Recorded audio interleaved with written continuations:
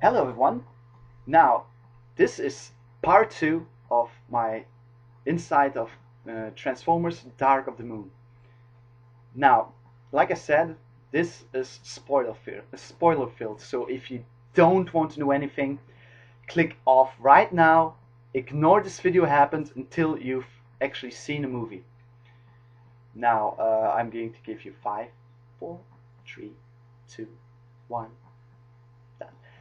Now, it's Now, after the movie was over, I literally was blown away by what actually happened.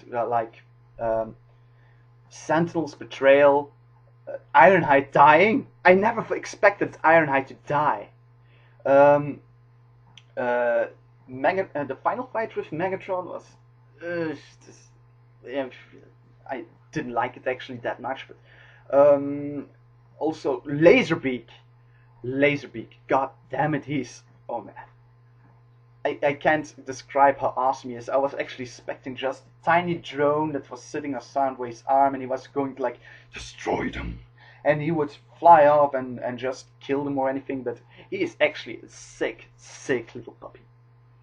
He he could transform into anything to disguise himself. He transformed into a printer, he transformed into a computer, he transformed to a wall painting, even transformed into a tiny pink bumblebee to mess with a kid's head to get to his mom. And he would do anything to accomplish his mission. Even yeah, he was really sick. Now, also, Shockwave. I said he was a demonic entity, but that's actually more of his presence. You during the movie, you see him striding down the street, um, without anyone actually getting in his way, while he's just directing his pet worm without saying a word. I think he said Optimus once, but that's it. Then also, any kind of close up you actually get of the dude is magnificently scary. Yeah, he really has that presence. The only thing he was missing that he's not really that purple, but what you gonna do? It's a Michael Bay film. Wants to make it as gritty as possible, I guess. But still, when you see the close up of his face when debris is flying over, that he has just one optic eye staring right at you, while that tiny mouth is moving with his little fangs around. Man, but still, he was advertised as a main villain. He was just there to kick ass and take names, and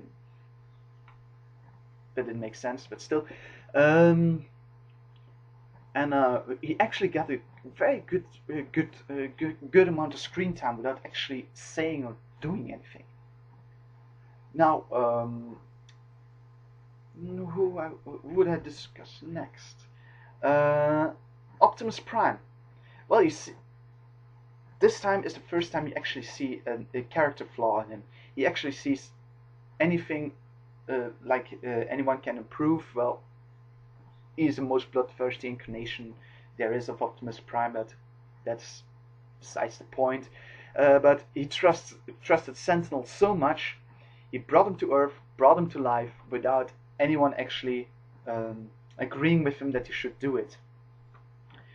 Now, and when Sentinel turned out to be less of a hero than actually anyone thought, like the toys said, like character bios and stuff, he was devastated. Everyone's devastated.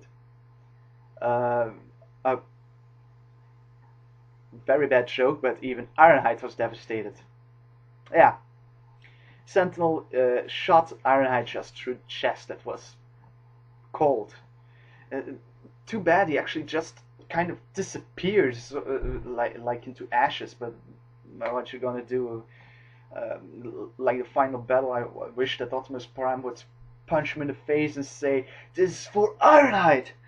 But yeah, I'm not going back on that. But he did. Uh, they got character like you wouldn't believe. Like in the last two movies, they almost got anything.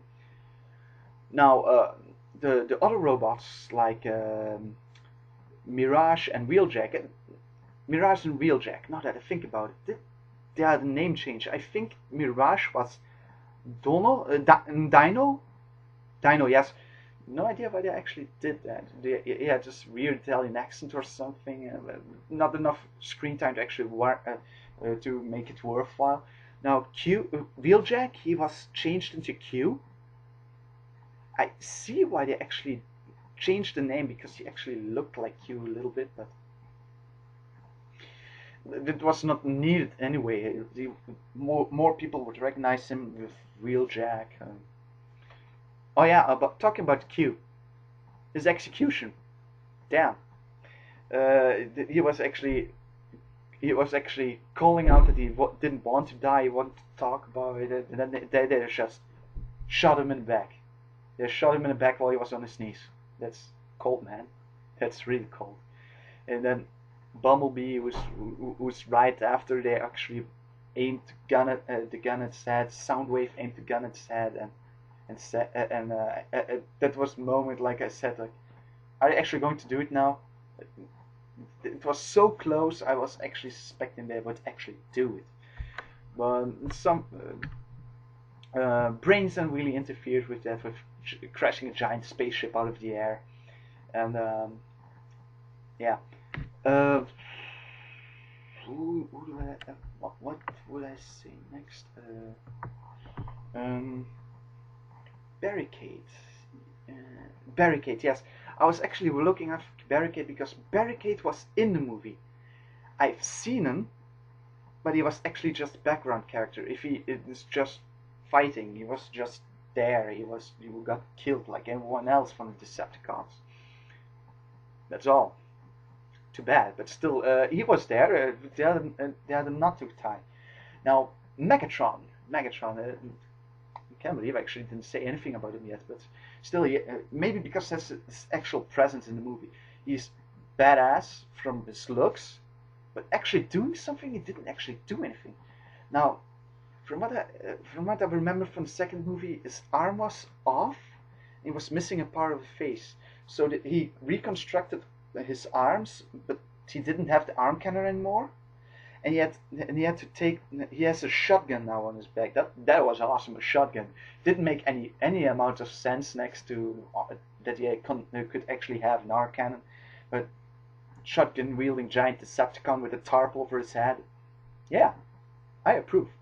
And only thing weird is that he sometimes had insects crawling in his head, and one of them he actually squashed. But later on, I thought I saw Scalpel of the second movie walking over his head while he was doing repairs, and that, yeah, that's. I'm not actually sure that was Scalpel, but uh, now later on in the film, he had very, very, very, very, very tiny part in the fight with Optimus, Sentinel, and himself. He actually interfered while Sentinel was kicking Optimus's ass. He cut his arm off. He stabbed Optimus. He was he was so close to actually killing Optimus, and then the Megatron had to come up and say, "I'm the leader of the Decepticons," and takes a shotgun, shot him a few times, and pushed him aside to set him, Optimus from, "I'm the master of my fate."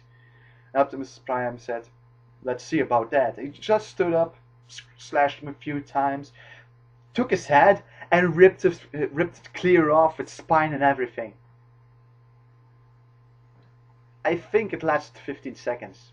That's disappointing. I expected more of that fight, but still, Optimus Prime turned around and put a final blow on Sentinel, crawling on the ground because of betrayal and stuff. It was a bit rushed, the last part. It's still the actual second half of the movie is such a solid piece of. I lost words, but still, it's awesome. Now, Starscream, I actually I liked Starscream this one. He was sadistic. He wanted to kill Sam. He wanted to step on him. He wanted to tear him apart. But what happened? Sam shot him in his eyes with his grappling hook, and put a grenade in his other eye while he was running around with his covering his eye. Was confused, was getting shot at, wanted to escape, and when he lost his second eye because of the shoving a grenade in there, he was out of there. He tried to transform. He tried to escape, and he ultimately died by blowing his head off. Uh, he was actually threatening them while his head blew off. That's awesome. Still, um, Soundwave. Uh, Actually, what I'm going to make a third part, and I hope I'm not going to bore you to death with this one. But that part is going to be short. See you in part 3.